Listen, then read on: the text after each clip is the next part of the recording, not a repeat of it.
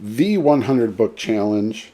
This is episode number 22, therefore book number 22 or vice versa. The Woman in the Dunes by Kobo Abé. This was a random pick from my giant stacks of random mass market paperbacks. This is spectacular.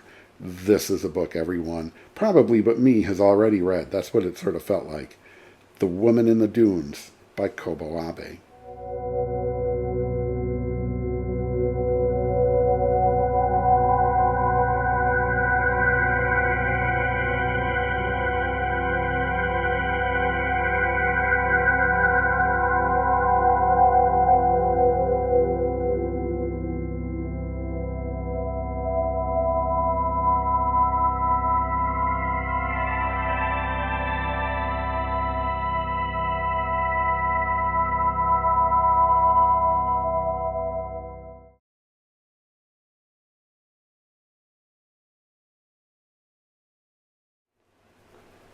Who is this guy, this author, Kobo Abé?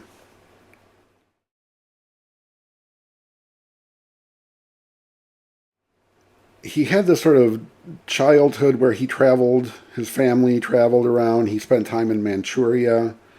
But at the outbreak of the war, he was in medical school and so was exempted from military service, obviously because of the what had to be a shortage of doctors, while at the same time a tremendous need for doctors.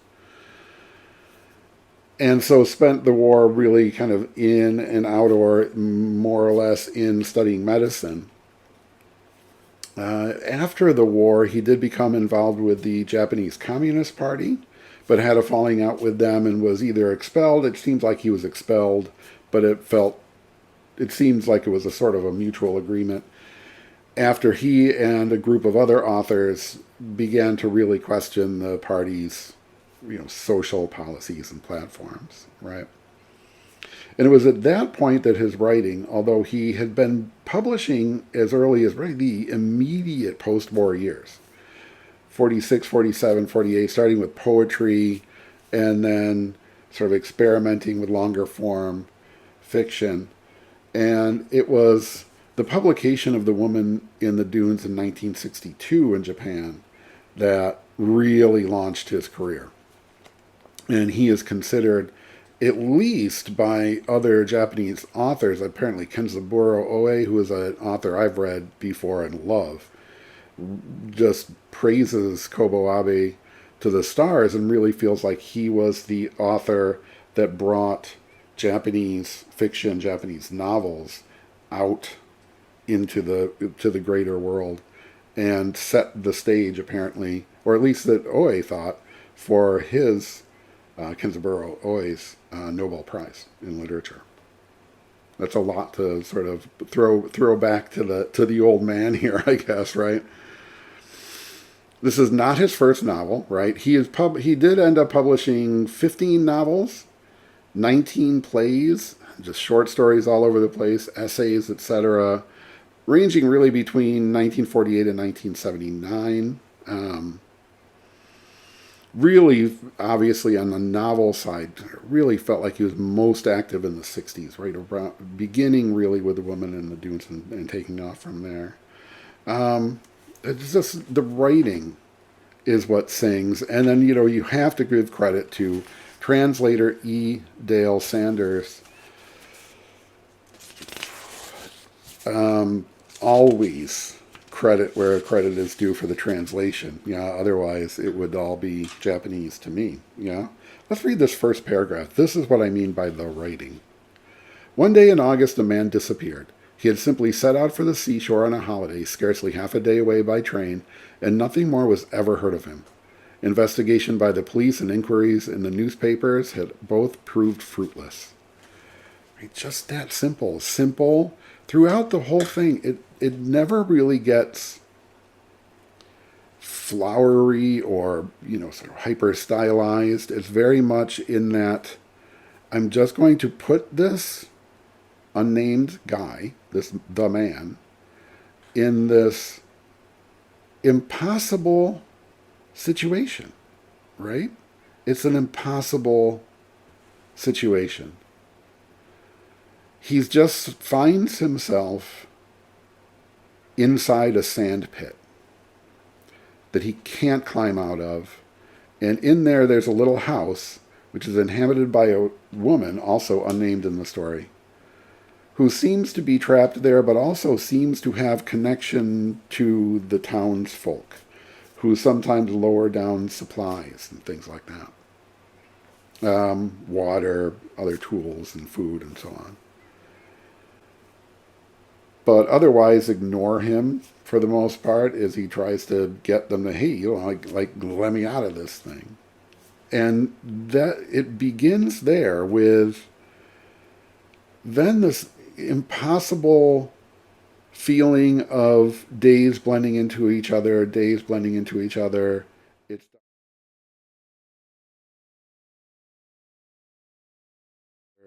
It's dark, it's light, it's cloudy, it's not, it's windy, it doesn't matter. The sand keeps pouring in. Their job, the man and the woman, is to dig the sand out. But that's really proves to be as fruitless as the investigation. Every time they shovel some sand out, more sand sort of falls in. It creeps into the house, it gets into everything, into all the pores of their bodies. Whew. And in the end, this is a book, and that's the genius of it, right? The simple setup. This is the situation the guy is in. This is his problem, but it's about so much more than that. So many things, right? Not just the surface level idea, which feels like, oh, it's kind of about alienation, sort of being trapped in this kind of endless hamster wheel existence, which I think it really has that that's the sort of uber text. But it is just subtext built on subtext built on subtext from there. Yeah. Part of it for me that I thought was really interesting was the way it sort of crashes together the concept of identity and the uncanny. Right? This is interesting. This entire nightmare could not be happening. It was too outlandish. Was it permissible to snare exactly like a mouse or an insect a man who had a certificate of medical insurance, someone who had paid his taxes, who was employed, and whose family records were in order? He could not believe it. Perhaps there was some mistake. It was bound to be a mistake. There was nothing to do but assume that it was a mistake. He's just in an impossible position, right? In an impossible place. How is it possible that the sand just keeps pouring and it gets into the house and it's in the attic and it's coming through the ceiling and it's everywhere? It's impossible for the man to conceive of this entire situation, right? It's like he's fallen out of the world. And this is you can feel, right? Abe just gives you his internal voice growing more and more desperate so that, I don't know. So you get to things like this, where I think I might puzzle over this paragraph for the rest of my life. The woman lowered her eyes and was silent. What a situation. The sky visible above the door had changed from blue to a glaring white like the underside of a seashell. Granted that obligation is a man's passport among his fellow men, why did he have to get a permit from the villagers? Human life shouldn't be so many bits of paper scrapped about. Life is a bound diary, and one first page is plenty for one book. There is no need to do one's duty for a page that is unrelated to the preceding ones. One can't get involved every time someone else is in the point of starvation. Damn it, he wanted water. But no matter how much he wanted water, he still did not have enough bodies to go around to all of the funeral services of people who were of no consequence to him. And it's like this whole experience really kind of, which I think begs the title "The Woman in the Dunes." It's the unnamed woman who really grounds him in this experience. She's sort of becomes the projection of all people. Like, you seem to know what's going on, right? Why aren't you helping? Why aren't you trying to get out of this? How are you involved in trapping me here and keeping me here? Yeah. And that relationship just starts tense and uncomfortable and just gets weirder and weirder through the whole thing. But anyway, there is no reason for him to feel any obligation or responsibility for her smile. By his disappearance, she would lose only a fragment of her life, one that could be easily replaced by a radio or a mirror. I got the feeling that the man is, or at least at the beginning, right? He seems to be the sort of prototype of the ordinary man, middle class, just guy with a normal life and a normal job in the normal world, or at least as normal a world as post-war Japan could really be. And this is, for me, is where the genius of the novel lies. Yeah, he's confronted with a world that has proven itself to not be normal. Yeah, he's the guy with the insurance card and a job and records, and he's expected at work the next day. Certainly people are going to miss him, and they're going to come look for him, and they're going to find him, and it's all going to be a big hullabaloo. Right? But isn't this the world that Japan was still, 20 years later, digging its way out of? A world where an ordinary man can be conscripted into service, right? Trading not just his time, it's not just time. His freedom, his entire self goes into this thing, toward this impossible goal. You've gotten yourself into a sand pit, dig yourself out of it, while the sand keeps coming and coming and coming and coming.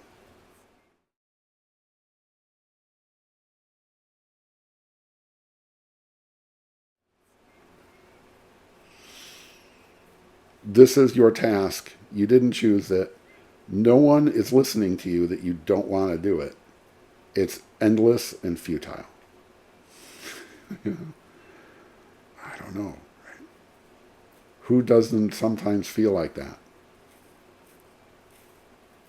That's what it feels like. It's a novel about, I don't know what it's about. It's about military conscription. It's about prison. It's about being locked in the sort of hamster wheel of the corporate, Japanese salaryman kind of lifestyle, which is essentially the same as the American, corporate office worker. And then to add insult to injury, his only comrade in arms really is this woman who, in the rigidly patriarchal universe of, sort of the ruins of imperial Japan, is this, useless woman who, hey, why aren't you helping me? And she's just kind of like, I'll make tea. It's like, it's sort of, he's been given a housewife that he doesn't want, didn't ask for, and can't seem to get onto the program of, hey, like, we're in prison right now. Suddenly a sorrow the color of dawn welled up in him. They might as well lick each other's wounds, but they would lick forever, and the wounds would never heal, and in the end their tongues would be worn away.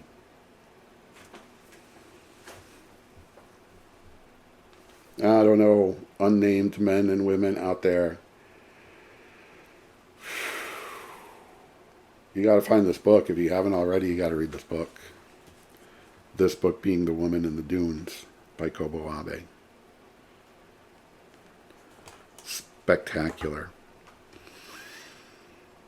The next book, that would be book number 23 in the 100 book challenge, has already been finished. I am still behind on these videos. I'm trying to get to stabilized workload here, and I'm there. I'm there. More videos to come. This was a spectacular book. Subscribe, next video, comment, do all this stuff. Subscribe.